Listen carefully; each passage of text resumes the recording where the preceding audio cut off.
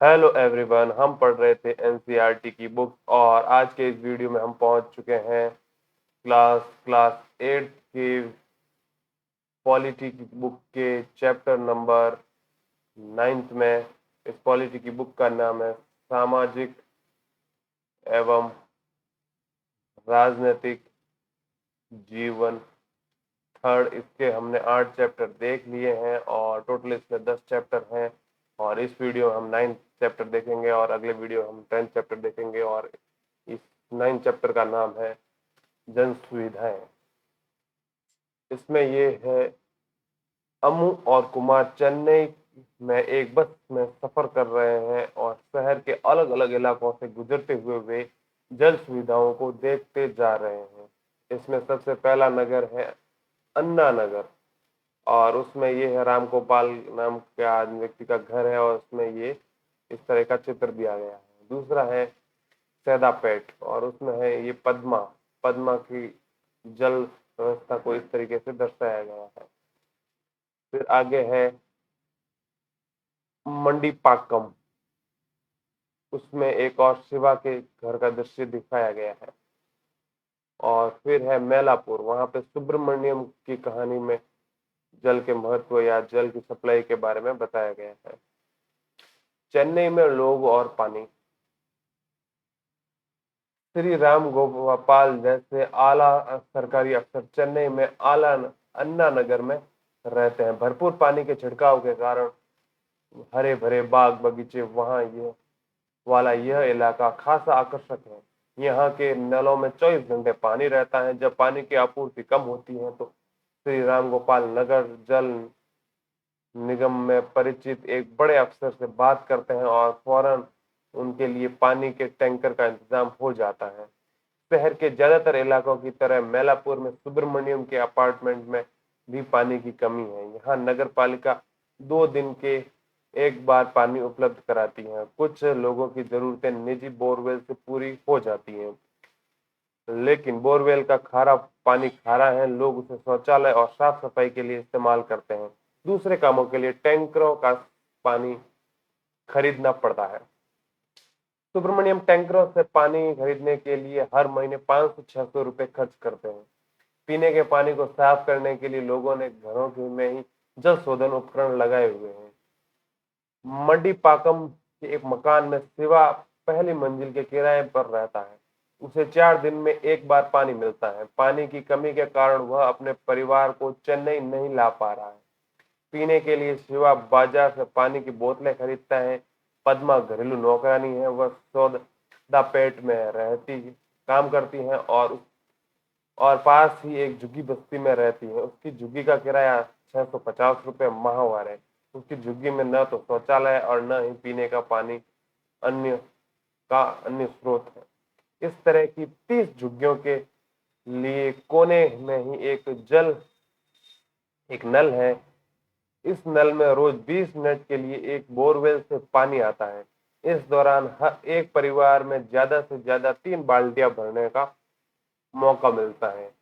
इसी पानी को लोग नहाते हैं, धोते हैं और पीने के लिए इस्तेमाल करते हैं। गर्मियों में पानी इतना कम हो जाता है कि कई परिवारों को पानी नहीं मिल पाता है। इन्हें टैंकरों का घड़ों घंटों तक इंतजार करना पड़ता है। जीवन के अधिकार के रूप में पानी, जीवन और स्वास्थ्य के लिए पानी आवश्यक है। न केवल यह हमारी दैनिक जरूरतों को पूरा करने के लिए आवश्यक है, बल्कि पीने का पानी साफ साफ पानी बहुत सारी पानी से होने वाली बीमारियों को भी रोक सकता है।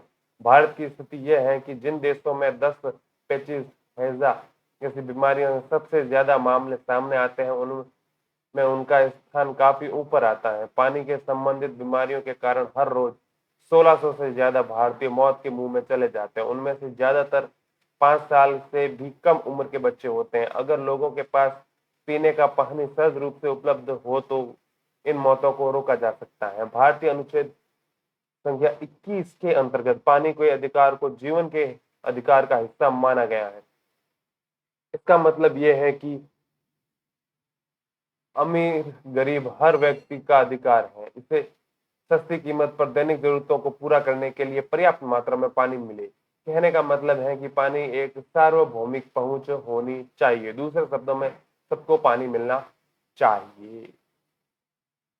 उच्च न्यायालय और सर्वोच्च न्यायालय ने कई मुकदमों में यह कहा गया है कि सुरक्षित पेयजल का अधिकार भी नागरिक मौलिक अधिकारों में एक है।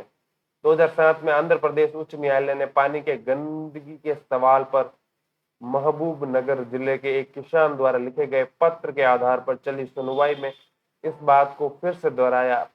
पत्र भेजने वाले किसान की शिकायत थी कि एक कपड़ा बनने वाली कंपनी गांव के पास स्थित जलधारा में विषैले रसायन छोड़ रही है। इससे भूमिगत पानी दूषित हो गया है, जो कि सिंचाई और पीने के पानी का स्रोत है।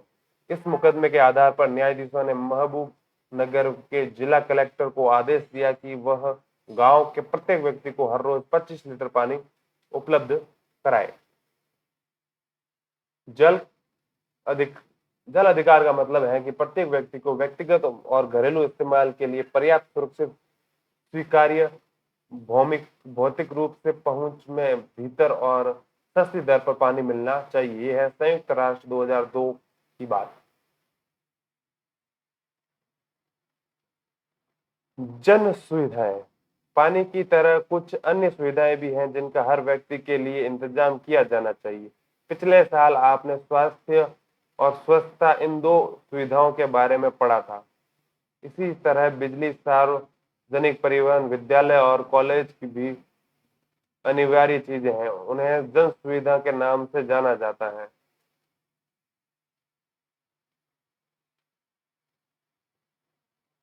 किसी जन सुविधा की एक महत्वपूर्ण विशेषता यह होती है कि एक बार निर्माण हो जाने के बाद उसका बहुत सारे लोग इस्तेमाल कर सकते हैं। मसलन अगर गांव में एक स्कूल बना दिया जाए तो उसमें से बहुत सारे बच्चों को शिक्षा मिलती है। उसी तरह किसी इलाके में बिजली की आपूर्ति बहुत सारे लोगों के लिए फायदेमंद हो सकती है। किसान अपने खेतों की सिंचाई के लिए पंप सेट चला सकते हैं। लोग बिजली से चलने वाले छोटी मोटी वर्कशॉप खोल सकते हैं। विद्यार्थी को पढ़ने लिखने में आसानी हो सकती है और किसी न किसी तरीके से गांव में अधिकांश लोगों को फायदा होता है। सरकार की भूमिका। चूंकि जन सुविधाएं इतनी महत्वपूर्ण हैं, इसलिए इन्हें मुहैया कराने की जिम्मेदारी भी किसी न किसी के ऊपर जरूर आनी चाहिए। जी हाँ, यह जिम्मेदारी सरकार के ऊपर आती है। सरकार की बहुत सारी महत्वपूर्ण जिम्मेदारियों में से एक है कि वह सभी लोगों को इस तरह की जन सुविधाएं मुहैया कराए।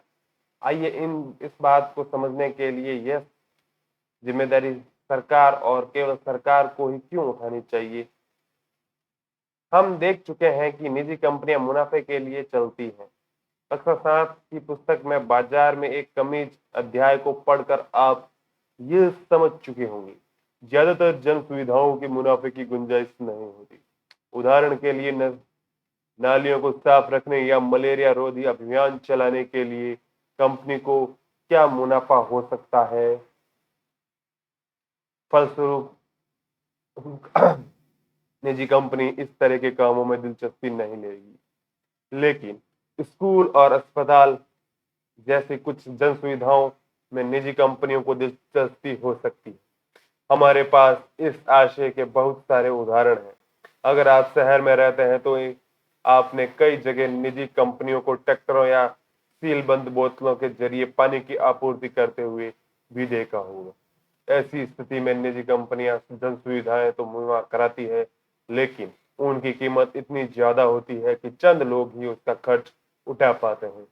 यह सुविधाएं सस्ती दर पर सभी लोगों के लिए उपलब्ध नहीं होती।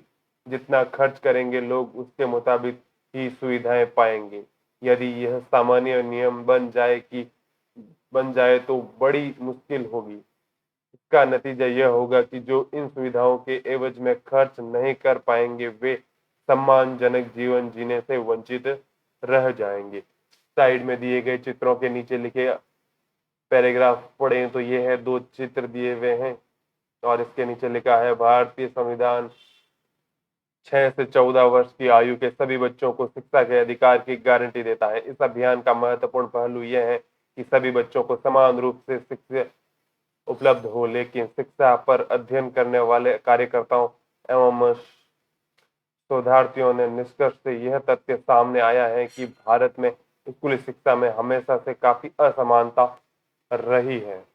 ये चित्र देखें तो सरकारी पूरी आबादी के लिए समुचित स्वास्थ्य सुविधाओं की व्यवस्था कराने में अहम भूमिका निभाती है। पोलियो जैसी बीमारियों का उन्मूलन भी इस तरह की योजनाओं के तहत आता है। इस चित्र में एक छोटे बच्चे को पोलियो की खुराक दी जा रही है।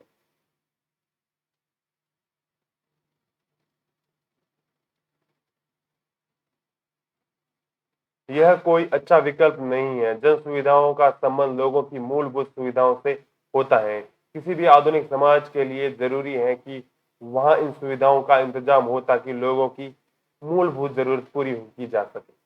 संविधान में जीवन के अधिकार का जो आश्वासन दिया गया है वह देश के सभी लोगों को प्राप्त है। इसलिए जन सुविधाएं मुहैया कराने की जिम्मेदारी लाजिम तौर पर सरकार के ऊपर ही आनी चाहिए। अमू, देखो तुमने सौदापेट की सड़कें कितनी उबड़ खाबड़ थी। सड़कों पर बत्ती भी नहीं थी। पता नहीं रात में वहां क्या हालत होती होगी। कुमार, किसी झुग्गी बस्ती में तुम और क्या उम्मीद करोगी। अम्बू अमू, झुग्गी बस्तियां ऐसी क्यों होती हैं? क्या वहां जन सुविधाएं नहीं होनी चाहिए?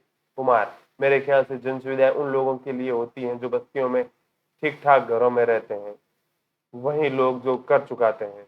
अमू, सरकार की जिम्मेदारी होती है कि वह केवल ठीक ठाक बस्तियों को ही नहीं बल्कि सभी को जन सुविधाएं मुहैया कराए। तुम ऐसे क्यों कह रहे हो? क्या बस्ती के लोग देश के नागरिक नहीं है? उनमें उनके भी तो कुछ अधिकार है।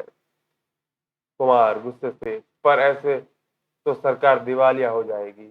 अमू, चाहे जो हो उसे रास्ता तो निकालना पड़ेगा। क्या तुम कल्पना कर सकते हो कि सड़क, पानी, बिजली के बिना झुग्गियों में जिंदगी कैसी होगी? कुमार, अरे अमू, हमारे संविधान में बहुत सारी जन सुविधाओं को जीवन के अधिकार का हिस्सा माना गया है। सरकार को इस बात का ध्यान रखना चाहिए कि इन अधिकारों की अवहेलना न हो ताकि हर व्यक्ति का सम्मानजनक जीवन जी सके।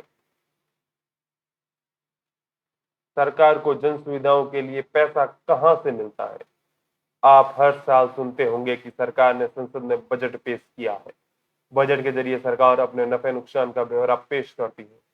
उसमें सरकार पिछले साल के खर्च का खाता पेश करती है और अगले साल के खर्च की योजना सामने रखती है। बजट के सरकार को इस बात का ऐलान करना पड़ता है कि अगले साल की योजनाओं के लिए पैसे की व्यवस्था कहां से की जाएगी। जनता से मिलने वाला कर सरकार की आमदनी का मुख्य जरिया होता है। जनता को कर वसूलने करने और उन्हें सार्वजनिक कार्यक्रमों में खर्च करने का सरकार को पूरा अधिकार होता है। उदाहरण के लिए पानी की आपूर्ति के लिए सरकार को पानी निकालने, पानी को दूर तक पहुंचाने, पाइपों का जाल बिछाने, पानी को साफ करने और आखिर में गंदे पानी को ठिकाने लगाने का खर्च करना पड़ता है। सरकार इन खर्च को कुछ हद तक करों के जरिए तो कुछ हद तक पानी की कीमत वसूल करके पूरा करती है। पानी की कीमत इस तरह तय की जाती है कि ज्यादातर लोग रोजाना एक निश्चित मात्रा में पानी का खर्च उठा सकें। नीचे एक चार्ट दिया गया है जिसमें है केंद्र सरकार जिन पर धन व्यय करती है रुपया कहाँ जाता है। तो इसमें है 100 पैसे में से 5 पैसा वो खर्च करती है। इधर से देखें तो ये है करों और शुल्कों से राज्यों का हिस्सा 24 पैसा और ब्याज आय अदायगी करती है 18 पैसा और केंद्रीय क्षेत्र की योजना में 10 पैसे खर्च करती है और केंद्रीय परियोजनाओं में वो 9 पैसा खर्च करती है। रक्षा के क्षेत्र में 9 पैसा खर्च करती है और पैसा या परसेंटेज इसको बोल सकते हैं। आर्थिक सहायता में 9 पैसा और वित्तीय आयोग और अन्य अंतरण में 8 पैसा और अन्य व्यय 8 पैसा और पेंशन वगैरह में 5 पैसा खर्च होता है। जन सुविधाएं क्या होती है? जन सुविधा मुहैया कराने की जिम्मेदारी सरकार क्यों क्यों लेना चाहिए? सरकार कुछ जन सुविधाओं के लिए निजी कंपनियों का सहारा ले सकती है। उदाहरण के लिए सड़कें बनाने के ठेके निजी कंपनियों या ठेकेदारों को भी दिए जाते हैं। सरकार ने बिजली के वितरण का काम दो निजी कंपनियों के हाथ में है, लेकिन सरकार को इन कंपनियों पर कड़ी नजर रखनी चाहिए और यह सुनिश्चित करना चाहिए कि वे इन सुविधाओं को सस्ती कीमत पर सभी लोगों तक पहुंचाने के लक्ष्य को पूरा करने में कोई कसर न छोड़े। आपको ऐसा क्यों लगता है कि जन सुविधाओं की जिम्मेदारी सरकार के ऊपर ही होनी चाहिए, जबकि वह इन कामों को निजी कंपनियों के जरिए भी करवा सकती है?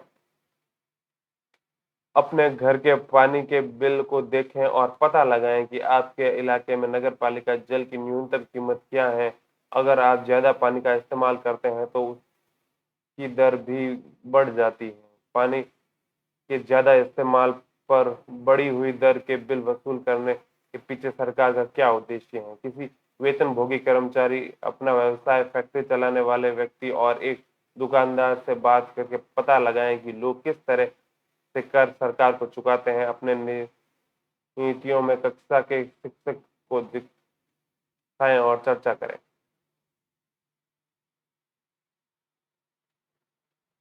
वो पहले चित्र था कि पैसा कहाँ जाता है और यह रुपया कहाँ से आता है। केंद्र सरकार के कर और राजस्व, तो इसमें है माल एवं सेवा कर और अन्य कर से 23 पैसा यानी कि 23% आमदनी होती है। उसके बाद में उधार और अन्य देयता से 19 पैसा और निगम कर से 19 पैसा, आयकर से 16 पैसा, कर भिन्न राजस्व से 8 पैसा, केंद्रीय उत्पाद शुल्क से 8 पैसा, सीमा शुल्क से 4 पैसा और ऋण भिन्न पूंजी प्राप्ति से 4 पैसे की इनकम होती है।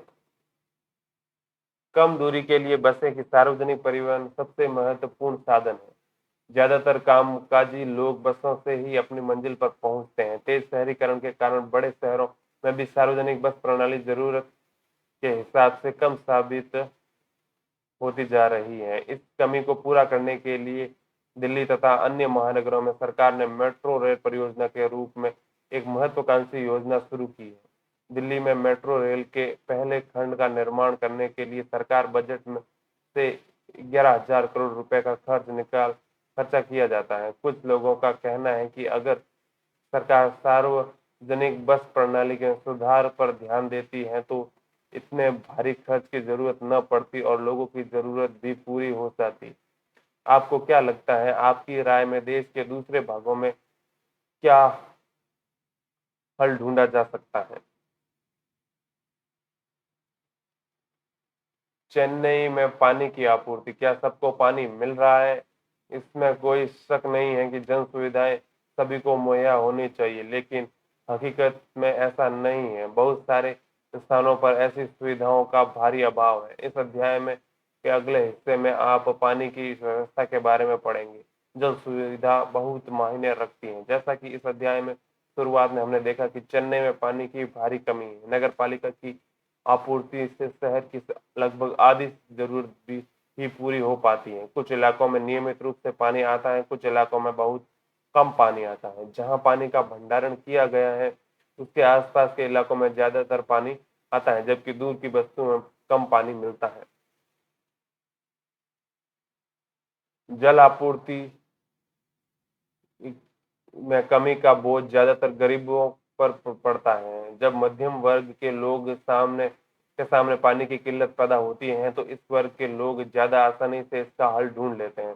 वे बोरवेल खोदकर, टैंकरों से पानी खरीद कर या बोतल बंद पानी खरीद कर अपना काम चला लेते हैं। ये एक चित्र है जिसमें है ग्रामीण इलाकों में मनुष्य और मवेशी दोनों के लिए पानी की जरूरत पड़ती है। यहाँ कुआं, हैंडपंप, तालाब और अन्य कभी कभार छत पर स्थित टंकियों में पानी मिलता है। इसमें से ज्यादातर निजी स्वामित्व में है। शहरी इलाकों में मुकाबले ग्रामीण इलाकों में सार्वजनिक जलापूर्ति का और भी ज्यादा अभाव है। पानी की उपलब्धता के अलावा कुछ ही लोगों की सुरक्षित पेयजल तक पहुंच है। यह इस पर निर्भर करता है कि कोई व्यक्ति कितना खर्च कर सकता है। इस तरह संपन्न तबके के पास ज्यादा विकल्प होते हैं। वे बोतल बंद पानी और जल शोधक उपकरणों के सहारे साफ पानी का इंतजाम कर सकते हैं।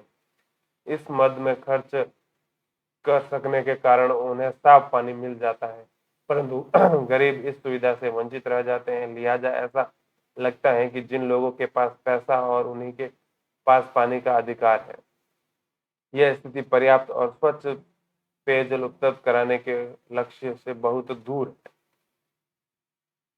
किसान से पानी छीनना।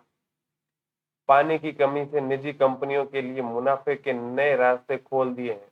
बहुत सारी निजी कंपनियां शहर के आसपास के इलाकों में पानी खरीदकर शहरों में बेचती हैं। चेन्नई के मालदूर, पालूर, कारुनूल जैसे कस्बों और शहर के उत्तर में स्थित गांवों में पानी लाया जाता है। 13,000 से भी ज्यादा टैंकर इस काम में लगे हुए हैं। हर महीने पानी के व्यापारी किसानों को पैसे की रकम देते हैं ताकि वे किसानों की जमीन को अपनी पानी निकाल सकें। इस तरह न केवल खेती का पानी छिन जाता है बल्कि गांवों के लिए पीने के पानी की आपूर्ति भी कम पड़ने लगती है। नतीजा ये है कि इन सारे कस्बों और गांवों की भूमिगत जल स्तर बहुत बुरी तरह गिर चुका है।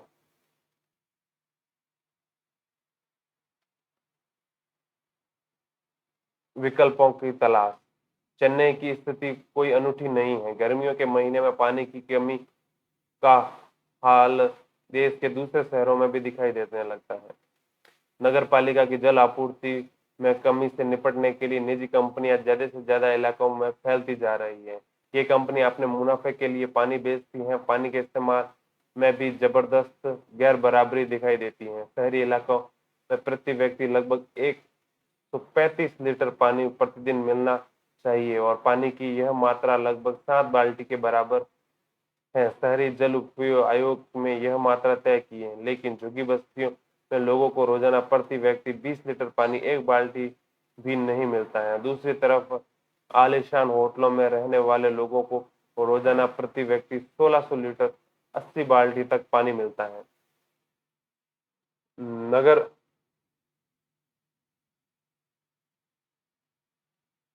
नगर पालिका के जरिए जल आपूर्ति की कमी को अक्सर सरकार की कामयाबी माना जाता है नाकामयाबी माना जाता है। कुछ लोगों की दलील है कि चूंकि सरकार जरूरत के हिसाब से पानी मुहैया नहीं करवा पा रही है तो बहुत सारे शहरी जल विभाग घाटे में चल रहे हैं। इसलिए जल आपूर्ति का काम निजी कंपनियों को सौंप देना चाहिए। उन्हें लगता है कि निजी कंपनियां ज्यादा बेहतर काम कर सकती हैं। इस दलील की रोशनी निम्नलिखित तथ्यों पर विचार कीजिए। दुनिया भर में जल आपूर्ति की जिम्मेदारी सरकार पर रही। निजी जल आपूर्ति व्यवस्था के उदाहरण बहुत कम है।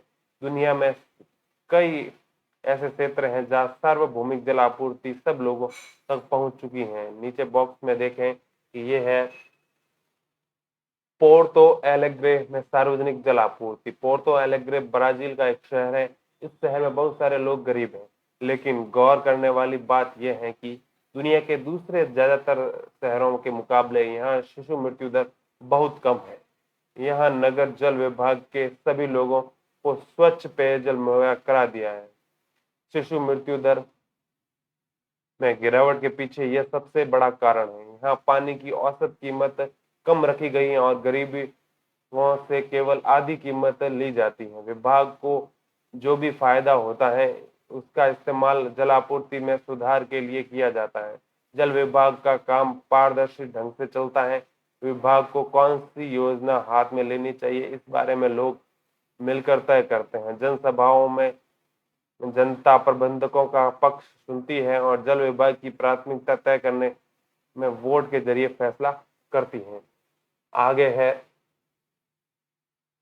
कि जल आपूर्ति की जिम्मेदारी निजी कंपनियों को सौंपी गई तो ऐसे कुछ मामले पानी की कीमत में भारी इजाफा हुआ। इस कारण वहां बहुत सारे लोगों के लिए पानी का खर्च उठाना संभव नहीं हो पाया। ऐसे शहरों में लोगों के ने विशाल प्रदर्शन हुए। बोलीविया आदि देशों में तो दंगे भी फैल गए। इसके दबाव से सरकार को जल आपूर्ति व्यवस्था निजी हाथों से छीनकर दोबारा अपने हाथों में लेनी पड़ी। भारत में सरकारी जल विभागों की सफलता में कई उदाहरण रहे हैं, लेकिन ये उदाहरण कम है और इनकी सफलता कुछ क्षेत्रों में ही सीमित दिखाई देती है। मुंबई का जल आपूर्ति विभाग अपने खर्च को पूरा करने के लिए जल शुल्क के जरिए पर्याप्त पैसा जुटा लेता है। हाल ही की एक रिपोर्ट में पता चलता है कि हैदराबाद में जल विभाग के दायरे में इजाफा हुआ है और उसकी आमदनी बढ़ी है। चेन्नई में जल विभाग में वर्षा जल संचय के लिए कई योजनाएं शुरू की हैं ताकि भूमिगत जल स्तर में सुधार लाया जा सके। वहां पर पानी की ढुलाई और वितरण के लिए निजी कंपनियों को भी सेवाएं ली जा रही हैं, लेकिन पानी के टैंकरों की दर सरकारी जल आपूर्ति विभाग ही तय करता है, वही इन्हें काम करने की इजाजत देता है। इसलिए इन टैंकरों को अनुबंधित कहा जाता है। ये चित्र है मुंबई की उपनगरीय रेलवे की एक अच्छी सार्वजनिक परिवहन प्रणाली है। यह दुनिया का सबसे घना यातायात मार्ग है। यह रेलवे हर रोज 65 लाख यात्रियों को एक जगह से दूसरी जगह ले जाता है। 300 किलोमीटर से भी ज्यादा लंबे नेटवर्क पर चलने वाली इस स्थिति स्थानीय ट्रेनों के जरिए दूर दूर रहने वाले लोग भी शहर में काम ढूंढने आते हैं। और इस बात पर गौर करें कि शहरों में रहने सहन भी भारी लागत के कारण साधारण मेहनत कश लोग शहर में नहीं रह सकते। यह है स्वच्छता संबंधी सुविधाओं का विस्तार। हमारे लिए पाखाने, शौचालय, उन्होंने हैरानी से कहा, हम तो बाहर खुले में जाकर अपना काम निपटा लेते हैं, लेकिन को तो तुम्हारे जैसे बड़े लोगों के लिए होती हैं। अछूतों की शिकायतों को याद करते हुए महात्मा गांधी का व्यक्तित्व, राजकोट स्वच्छता समिति 1896। पीने के साफ पानी के अलावा यह भी जरूरी है कि पानी से फैलने वाली बीमारियों को भी रोकने के लिए स्वच्छता का ध्यान रखा जाए। लेकिन भारत में स्वच्छता सुविधाओं का दायरा तो जल आपूर्ति से भी छोटा है। 2011 में सरकारी आंकड़ों से पता चलता है कि भारत में 87% परिवारों के पास पेयजल की सुविधा उपलब्ध है, जबकि स्वच्छता सुविधाएं घर के भीतर शौचालय 53% लोगों परिवारों के ही उपलब्ध हैं। यहाँ भी ग्रामीण और शहरी इलाकों में गरीबी की स्थिति ज्यादा कमजोर दिखाई देती है। गैर सरकारी संगठन सुलभ इंटरनेशनल पिछले लगभग 5 दशक से निम्न जाति, निम्न आय वर्ग के लोगों के लिए सामने मौजूद स्वच्छता के अभाव की समस्या से निपटने की कोशिश कर रहा है। इस संगठन ने 8500 से ज्यादा सामुदायिक शौचालय इकाइयों को 15 लाख से ज्यादा घरेलू शौचालय बनाए हैं। इसमें 2 करोड़ लोग इस सुविधा का लाभ उठा रहे हैं। सुलभ की सुविधाओं का इस्तेमाल करने वाले ज्यादातर गरीब मेहनतकश वर्ग के लोग होते हैं। सुलभ के सरकारी पैसे से शौचालय इकाइयां बनाने के लिए नगर पालिका एवं अन्य स्थानीय निकायों के साथ अनुबंध किए गए हैं। स्थानीय विभाग इन सेवाओं की स्थापना के लिए जमीन और पैसा मुहैया कराती है, जबकि रखरखाव की लागत कई बार प्रयोक्ता से मिलने वाले पैसे से पूरी की जाती है। शहरों में शौचालय के इस्तेमाल पर 2 रुपए शुल्क लिया जाता है। अगली बार जब आप सुलभ शौचालय को देखें तो हो सकता है खुद यह जानना चाहें कि ये शौचालय कैसे होते हैं।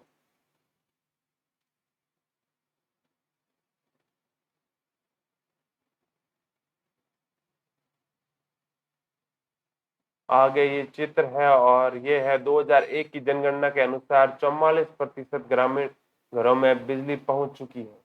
और इसका मतलब यह है लगभग 7 करोड़ 80 लाख परिवार अभी अंधेरे में हैं। निष्कर्ष है इस पूरे चैप्टर का कि जन सुविधाओं का संबंध हमारी बुनियादी जरूरतों से होता है। भारतीय संविधान में पानी, स्वच्छता, स्वास्थ्य, शिक्षा आदि अधिकारों को जीवन के अधिकार का हिस्सा माना गया है। इस प्रकार सरकार की एक अहम जिम्मेदारी यह बनती है कि वह प्रत्येक व्यक्ति को पर्याप्त जन सुविधाएं मुहैया कराए। लेकिन इस मोर्चे पर संतोषजनक प्रगति नहीं हुई है। आपूर्ति में कमी है और वितरण में भारी असमानता दिखाई देती है। महानगरों में और बड़े शहरों के मुकाबले कस्बे और गांवों में तो इन सुविधाओं की स्थिति और भी खराब है। संपन्न बस्तियों के मुकाबले गरीब बस्तियों में सेवाओं की स्थिति कमजोर है। इन सुविधाओं को निजी कंपनियों के हाथों में सौंप देने से समस्या हल होने वाली नहीं है। किसी भी समाधान से इस महत्वपूर्ण तथ्य को नजरअंदाज नहीं किया जा सकता कि देश के प्रत्येक नागरिक को इन सुविधाओं को पाने का अधिकार है और इसे ये सुविधाएं समतापकर ढंग से मिलनी चाहिए। इसी के साथ ये चैप्टर होता है समाप्त और नेक्स्ट वीडियो में हम इस बुक का लास्ट चैप्टर और इस क्लास 8 का भी लास्ट चैप्टर पढ़ेंगे जो कि है 10th चैप्टर। तब तक के लिए धन्यवाद, थैंक यू, मिलेंगे नेक्स्ट वीडियो में।